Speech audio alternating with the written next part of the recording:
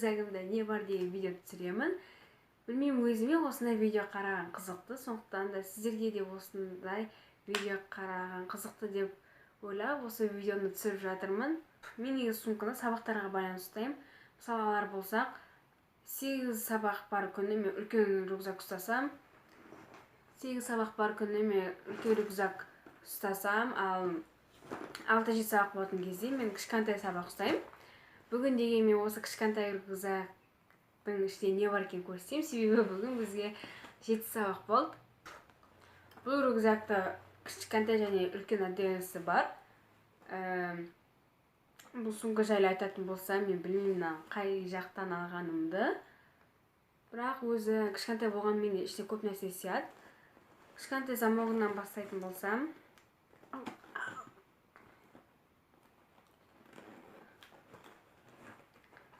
онда ең бірінші бізде деген қи, ең керекті нәрсе. Екінші нәрсе ол айна. Единорогпен. Өзім единорогтар қатты ұнайды.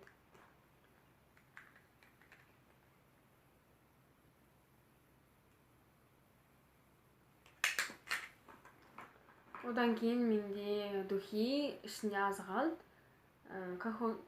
Кокостың исімен. Одан кейін бальзам для губ. Мен ойымша бальзам для губ ол балдарға да, қыздарға да керек нәрсе. Себебі деген қыс басталып жатыр, еріндеріміз жарылып, дым жаман болып жүргенде. Сосын деген тент для бровей. Тент. Мен тентті көбінесе қолданбаймын, оны біздің мектеп салқындау, сонда салқын кезде менің ернім көгеріп кетеді. Соған кішкене көк түстен айырылу үшін осы қызылды пайдаланамын. Бұның түсі манго, бірақ мангомен вообще-то мен ойымша алманың айырмашылығы жоқ. Түс жағынан. Одан кейін крем для рук, ол да бальзамнан кейінгі ең керек нәрселердің бірі, себебі ертең қолымыз жарылғанда осы керек бар бізге. Сосын деген карандаш для губ 04-ші оттенокта. Одан кейін мындай туш и резинка. Мен деген көбінесе резинканы жоғалта аламын. Сонда да көмекке. Бітті. Біз деген кішкентай замокты бітірдік. Енді деген екі замокқа көшеміз. Енді мынаның ішінде шынымен де көп нәрселер, білмеймін, сізге көрінбейді қазір. Сіздерге қазір көрінбейді, бірақ мынаның ішінде слишком көп нәрсе. Бірінші ол деген кошелек. Мен вообще кошелексіз жүре алмаймын, себебі өз басым ашқарақпын, сондықтан да тамақ алу үшін кошелек керек болады. Если мен иногда вот кошелектен ұмытып кеткен кездер, қарным ашып, орыс әрең отырам сабақта. Мынаның ішін ашып көрсететін болсам, мұнда мелочтар кілген. Өзінің ішінде мұнда Джуманджидің карточкасы, мұнда спортмастердің карточкасы, мұнда Синабонның карточкасы, оның астында Каспи Голд. Ол да ары қарай мынаның ішінде кренчектар, себебі ертең мысалға айдың аяғында сен қанша жұмсағаныңды, не алғаныңды итог жасауға мен деген көбінесе осыны чектарды сохранить етіп қоямын. Келесіде қарау үшін. Пенал. Мұна пеналдың түрі, менің самый любимый пеналым, бірақ түрі ужасный болып жатыр. Ішінде бұның хайлайтер, ручка, мусор, циркуль, хайлайтер, замазка, ручка.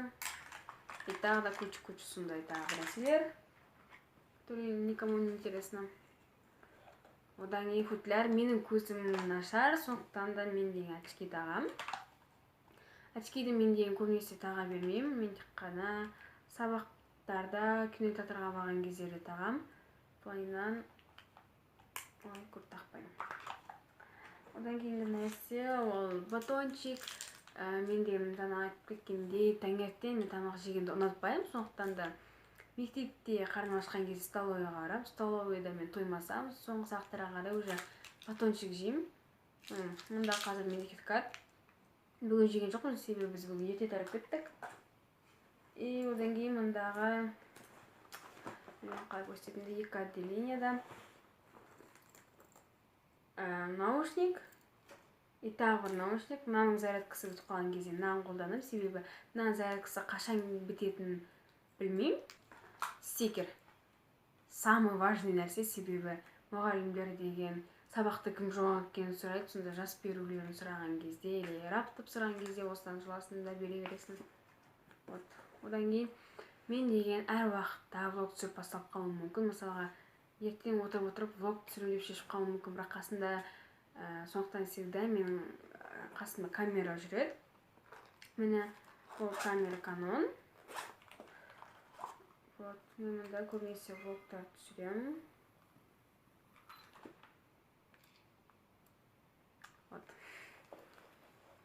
Сонда бұл да мен қасымда. Одан кейін бізде уже тек қана дәптерлер мен кітаптар қалды.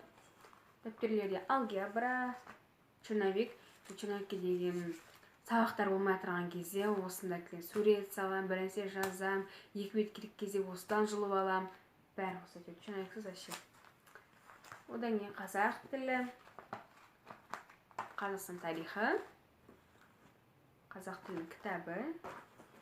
Одан кейін математикалық сауаттылықтың дәптері, алгебра, Қазақстан тарих и география. Сумкам уже пустой. Осы нәрселер менің көбінесе осы нәрселер маған ең керек нәрселер болып саналады. Сіздерге сумкаңыздегі ең маңызды нәрсе не екенін комментарияға жазып кетіңіздер. Және де осы влог ұнаса лайк басыңыздар. Подписаться етіңіздер. Бәріңе пока.